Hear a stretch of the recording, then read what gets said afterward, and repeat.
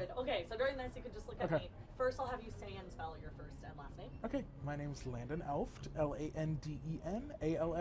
Great, and I had the mic on, right? Yes. Okay, good. Just making sure. Sometimes I forget. Awesome. Landon, how old are you? I am 25. Great. I'm 27. So, and you're from? Are you originally from Stevens Point? I'm from Wisconsin Rapids, which is right next to Stevens Point. Okay, great. And so now, what do you do in Stevens Point? I went to school in Stevens Point at UWSP and got my BFA in musical theater and my Bachelor of Music for education.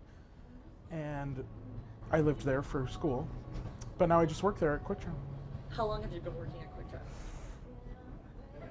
6 years. Oh my gosh, maybe, really? I Doing think. what? Like all kinds of stuff? Everything. I've learned it all. I've been trained in everything. So.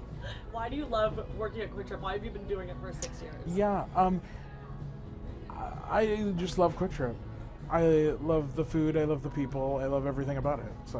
Why is it so special? I mean, I know it's like Wisconsin's shining star, and Minnesota, I should say. Yeah. We're branching out. Yeah, you know? We're a little Midwestern. I don't know. I think anytime anybody comes in, they often, like any of the older people too, they love to compliment us, and they'll be like, "You are also nice. You know, it's just so nice to come to a Kwik Trip and be spoken to kindly." And I didn't know that was in short supply, but it's nice to know that too. I think that's a really good, like, Midwestern charm kind of example. So yeah, that's awesome.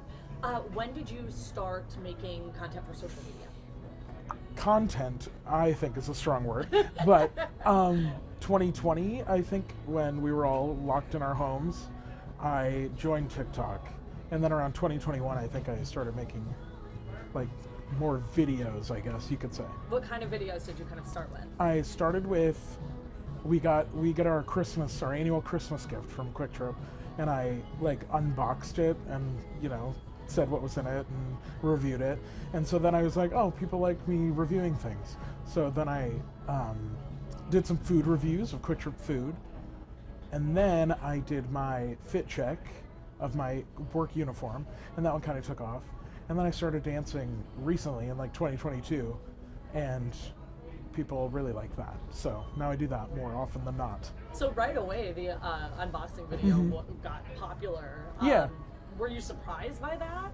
Yeah, because back then it was like, you know, my maybe 100 followers of just my friends, and that one kind of got me at least a few thousand followers, and I was like, all from looking at this pizza cutter and ice cream scoop that Kwik Trip gave me for free.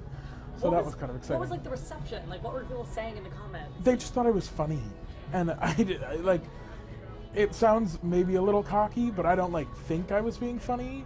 It just kind of naturally happens that way, and right? I'm very grateful that that's my personality, I guess.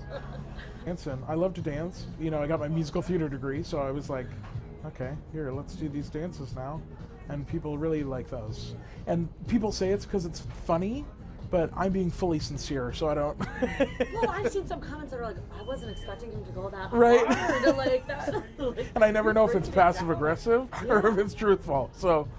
That's amazing. So, what was kind of the reason that you started doing the dances? Like, what made you want to do it? Even way back in 2020, I did a few like dances that I had seen, and it was just for my friends at that time.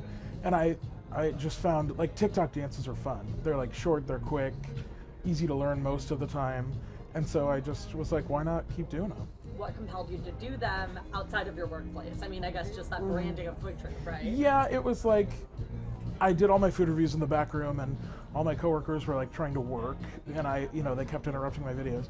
So I was like, maybe I'll just take it outside, and like behind the stores where we park. So I was like, why not? I'll just do it right here. What has been your coworkers' reaction to the videos? Mixed. I've got some that are way about it. My managers, they love it. And then you've got my like friends that I work with that are like, they give me a lot of crap for it, you know? Yeah. Which I understand. Especially when now that I have 850,000 followers now, which is wild. I don't even know how that happened. But I did a news story, and the newspaper did a story on me. And so now I get a lot more people in the store that recognize me, and they'll say something, and my coworkers will be like, ugh. So I think it's the dancing. The dancing is more universal. You don't have to, because I have a lot of followers like over the world, which is also even more wild to me. But you don't have to speak or have a conversation. You can just dance, and people understand that no matter what. And then I've been branching out more away from Kwik Trip, which I will always love Kwik Trip, but we've done like my podcast, and I do fit checks outside of my work uniform, and I'm maybe doing food reviews of other places. So I think it's now not just local Midwest, we're getting a little bigger.